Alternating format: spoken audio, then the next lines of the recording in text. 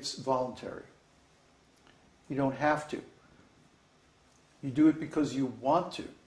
And you do it out of love. Because Krishna is the most wonderful person. Krishna is the most attractive person. Krishna has the greatest qualities. He's the purest. He's the most beautiful, and so on. So because of Krishna's wonderful qualities, everyone actually wants to serve out of love.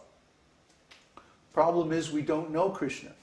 And the reason we don't know Krishna is that a bunch of people about 2,000 years ago made a decision that, well, actually we don't want anybody to know what is really God, or what is really the soul, or what is really consciousness, or what is really the relationship between the soul and God. We want to keep the people ignorant. We're going to make this a big, big secret. And we especially don't want them to know that in India there's a civilization that has had this knowledge forever, and which is based on this knowledge, and which gives this knowledge to everybody to empower them to become self-realized.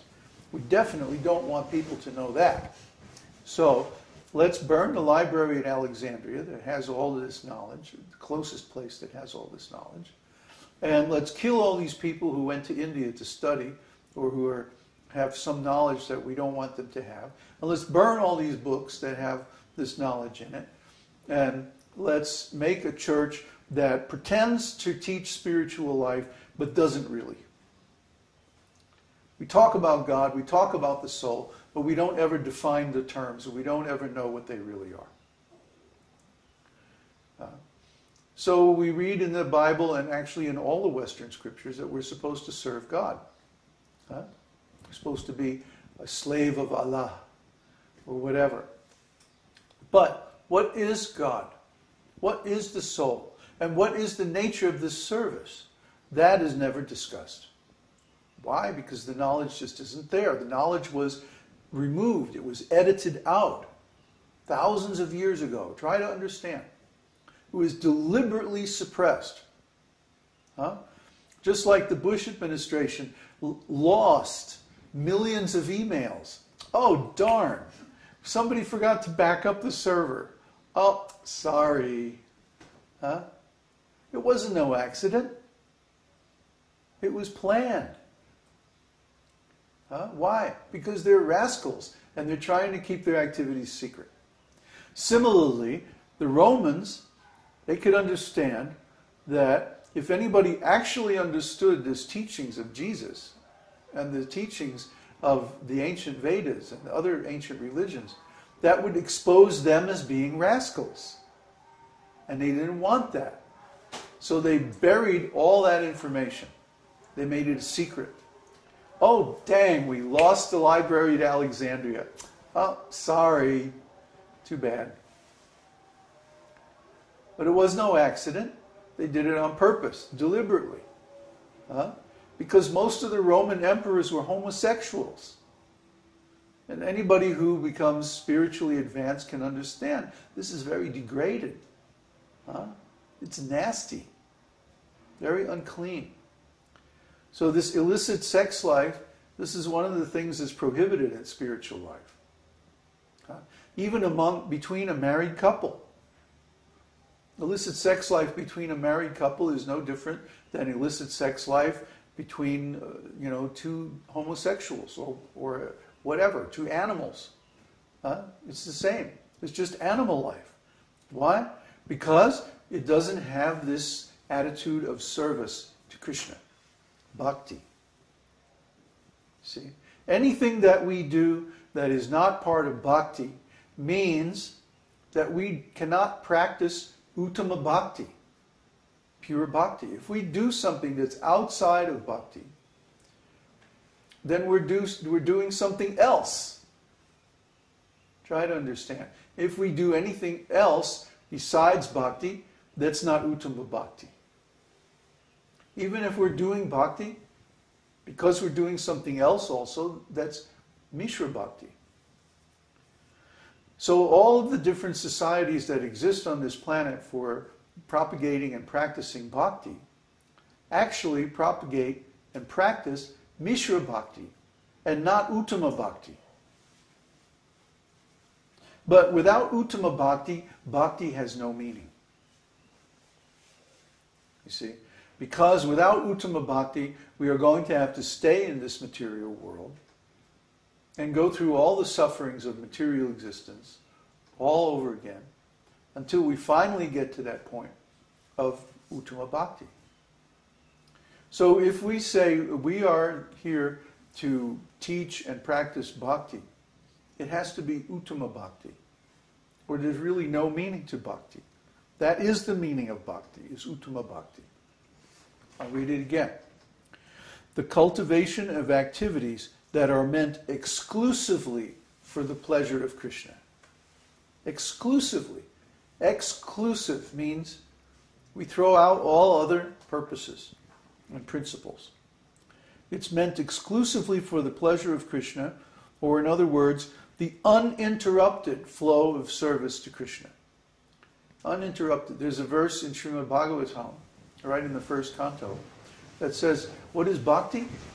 It means ahaituki apratihata, uninterrupted and unmotivated service to Krishna. Ahaituki apratihata. Performed through all endeavors of the body, mind, and speech. That pretty much covers everything, huh? Body, mind, and speech. All endeavors.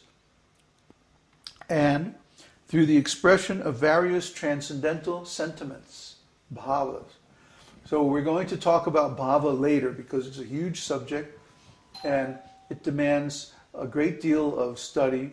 It's very complex.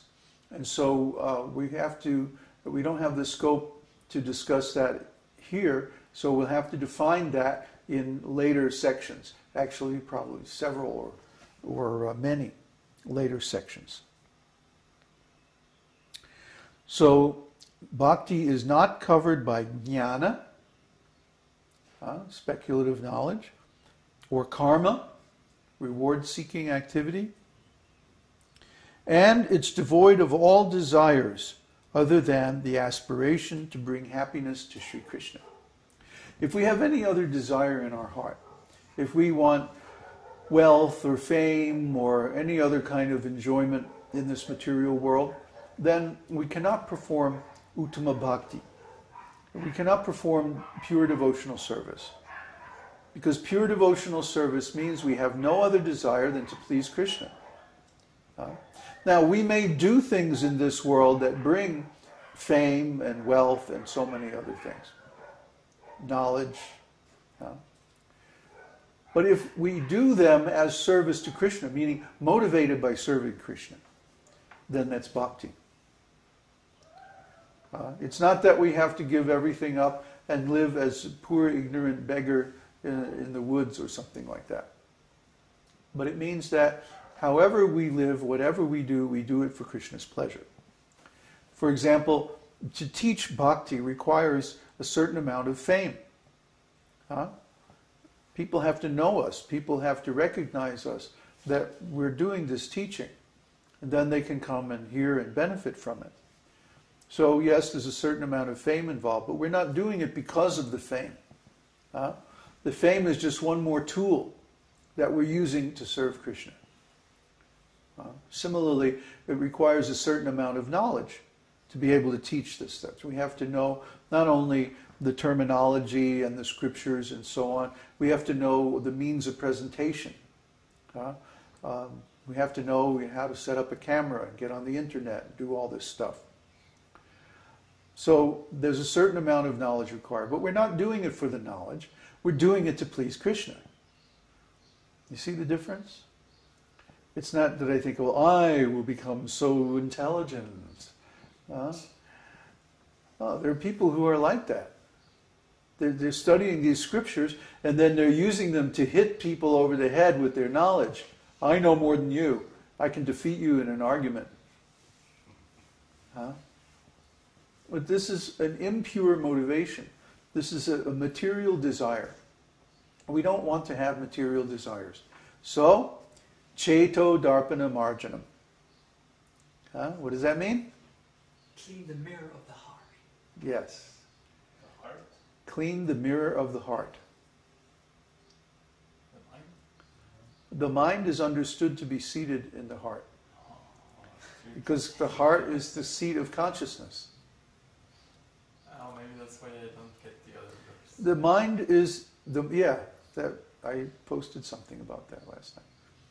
The mind and the heart are linked together because the mind is under control of the intelligence, and the intelligence is under control of the desires of the soul. That's the heart? Yes, that's the heart. The heart is the seat of the soul.